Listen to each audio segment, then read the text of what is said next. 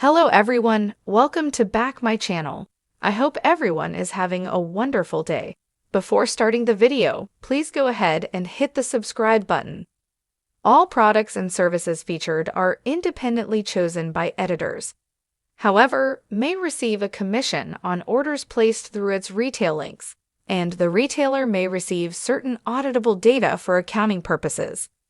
At Nate's place, he tells Devin and Lily that he met Damien and he knows the whole truth now. They remark on him sending someone to impersonate him and wonder what he might pull next. Nate gets why Damien was being cautious. He shares that Damien isn't as down and out as they thought. He's a successful businessman and probably faces scam attempts all the time. Lily and Devin aren't buying this as a reason for him not showing his face. They ask what he has against Amy anyway. Nate says he didn't get into that. He was too busy picking himself up off the floor after their reveals. Devin thinks he's making excuses for the guy. He's sure it was an emotional moment for him to see his brother, and he wanted to find common ground, but they're looking out for him. Nate isn't blind. The truth is, I'm having a hard time with the fact that Damien and I are even related at all. Nate doesn't know what he was expecting, a connection maybe, or something to latch onto his brothers. He was like a tightly wound coiled spring and angry. He didn't see his dad in him at all. Lily points out he dropped a bomb on him. That's why Nate's trying his best to withhold judgment, but Amy's hurt and heartbroken. Devin asks what happens next.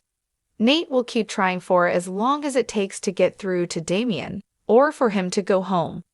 Devin still wouldn't trust the guy. Nate hears him, he's just trying to figure out what he'd do in Damien's position. Lily says the ball's in his court. It's all up to Damien now. On Crimson Light's patio, Holden asks Damien if he's Oak. He says it was hard to learn his entire life until now was a lie.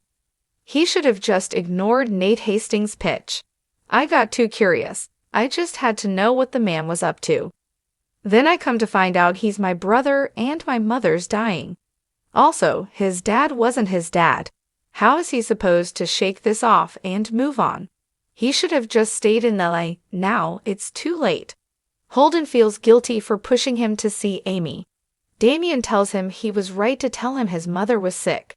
He hasn't even had a chance to process the reality of her diagnosis amid everything else that was dumped on him. Damien reflects that he and his mom used to be so close, but the secret she kept from him, she kept from his dad too. How? How could she have done that to us? Holden says people get caught up and make mistakes. Damien's almost glad his dad's not alive to see this.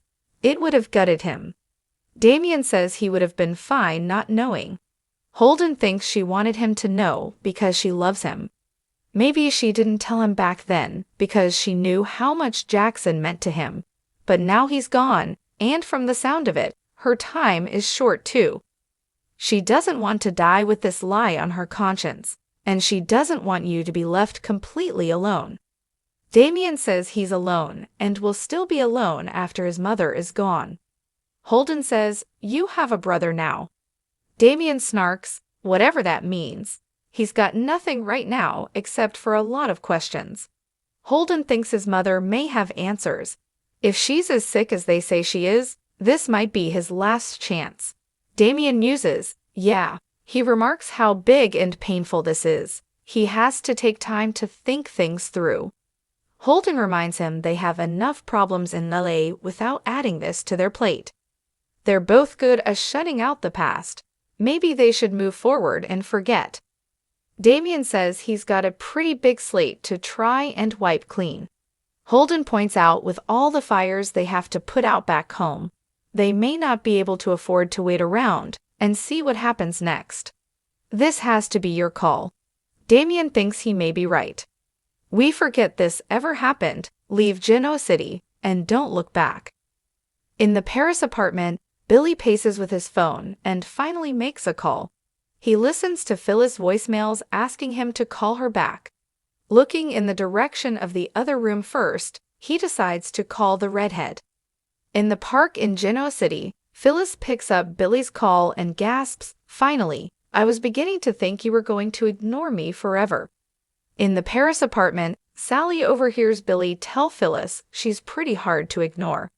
Billy reminds Phyllis it's a different time zone and is late. She left him 15 messages. Phyllis has incredible news. Daniel has decided to join Abbott Communications. Billy's happy to hear this, but he specifically told her this could wait. He admits he took Daniel on mostly because of her. She says he'll be a real asset to the company.